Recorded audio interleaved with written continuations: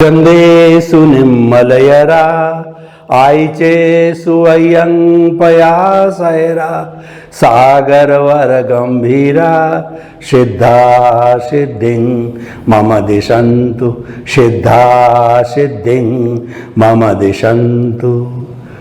भक्त ने भगवान से प्रार्थना की कि आप रिद्धि सिद्धि प्रदाता हो, आप मुक्ति प्रदाता हो।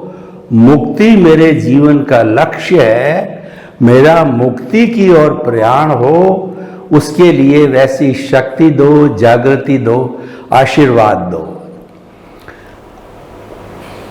भारतीय महिला दार्शनिक परिषद एवं वेदांत रिसर्च सेंटर रांची तथा सरला बिरला यूनिवर्सिटी रांची के तत्वाधान में 27 से 29 मई 2022 को वेदांत की समग्र रचना, वेदांत की समग्र व्याख्या चिंतन के बारे में जो ये 2 दिवसीय संगोष्ठी की जा रही है, तो मुझे इसके लिए अपना वक्तव्य देने के लिए आयोजकों ने निमंत्रित किया। उसके लिए मैं उनके प्रति कृतज्ञता धन्यवाद ज्ञापित करता हूं।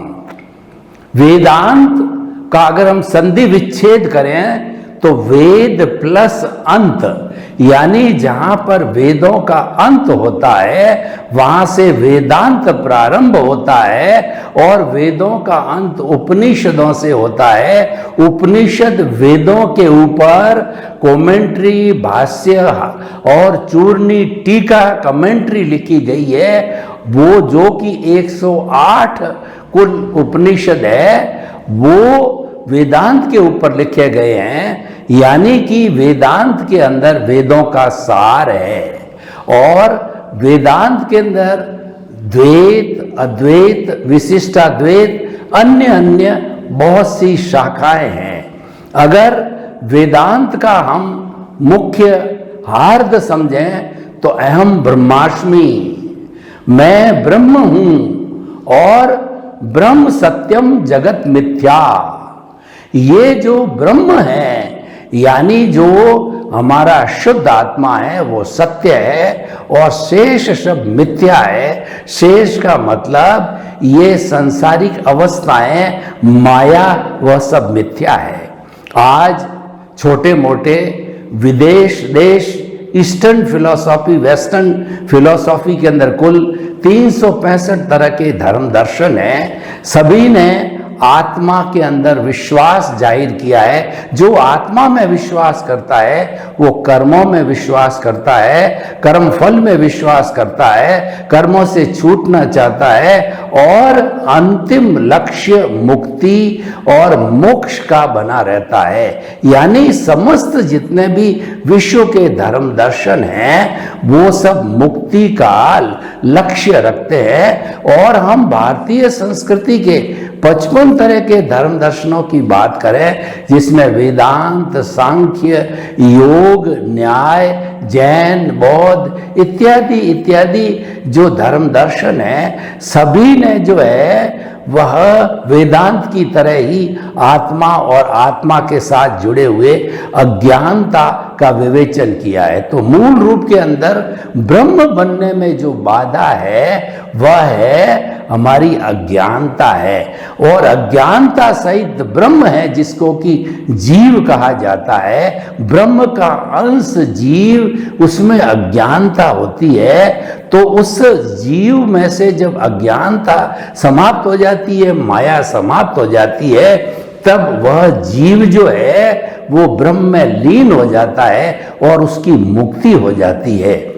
जैन दर्शन ने भी यही माना है कि एक तो शुद्ध आत्मा परमात्मा होती है जो कि मोक्ष में विराजमान होती है, वह ईश्वर कहलाती है, और एक आत्मा जैसे मैं, घोड़ा, गधा, ऊंट, गाय, भैंस, बैल, जितने भी जीवित प्राणी है वो सारी बॉन्डेड सोल कहलाती है, क्योंकि उनके साथ में अज्ञानता, कर्म शरीर, लिंग शरीर इत्यादि जुड़ा हुआ होता है। अज्ञानता को सभी धर्म दर्शनों ने मान्य किया है ये माया के रूप में, अशुद्धि के रूप के अंदर ये आत्मा के साथ जुड़ी होने के कारण ये आत्मा भाव भ्रमण करती है। जो वेदांत है वो द्वैत और अद्वैत को मानता है। द्वैत का मतलब कि कम से कम दो और अधिक से अधिक असंख्य, यानी जितना दुनिया में द्वंद्व है वो सब द्वैत है, और द्वंद्व रहित अवस्था है वह द्वैत है, वो ब्रह्म है। तो हमारा लक्ष्य ब्रह्म बनना है, और इसमें विदेह की साधना के द्वारा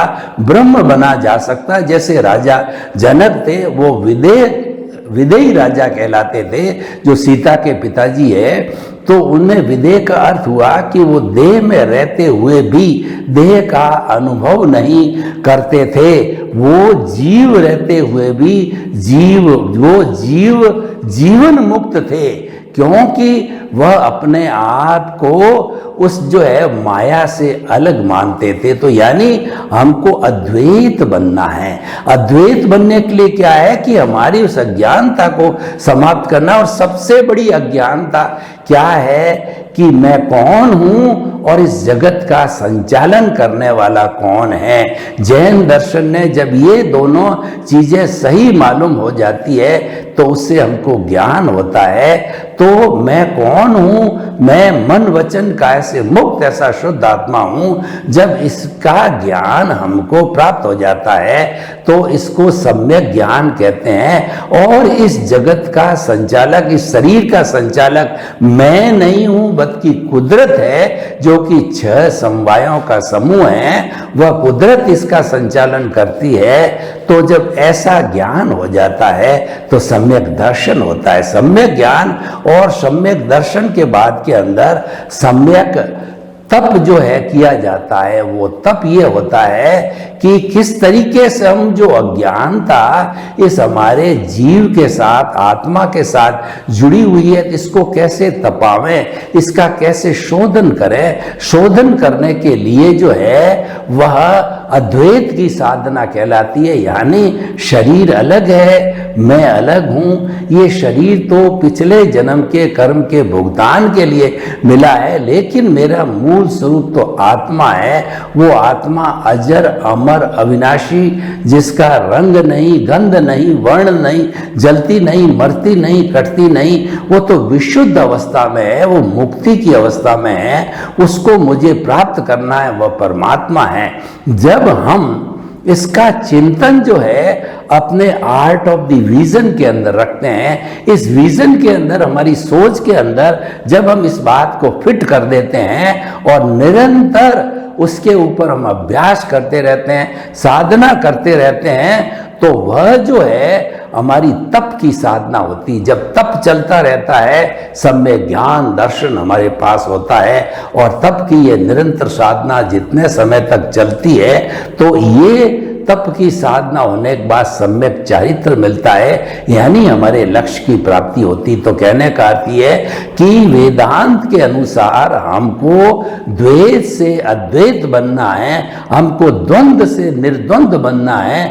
जब हम अपने मूल स्वरूप को प्राप्त कर लेते हैं, जब ब्रह्म का स्वरूप हमें प्राप्त हो जाता है, जब ये जीव है ब्रह्म में लीन हो जाता है, ब्रह्म में उसका विलीन हो जाता है, तो वह मुक्त हो जाता है। जैसे कि सांख्य के अंदर पुरुष और प्रकृति को माना है, तो पुरुष एक जो है विशुद्ध रूप में ब्रह्म का रूप है, और प्रकृति माया जाल है। उस प्रकृति के साथ में जो हमारा पुरुष है, उसका संपर्क होने कारण वह अशुद्ध हो जाता है। और जब सम्यक तप चालू करता है और जब उसको प्रकृति और पुरुष को अलग अलग हो जाते हैं, यानी पुरुष जो है प्रकृति को अलग कर लेते हैं, जब ये दोनों अलग अलग रहते हैं, दोनों शाश्वत है, दोनों का अस्तित्व है, लेकिन अलग रहना चाहिए।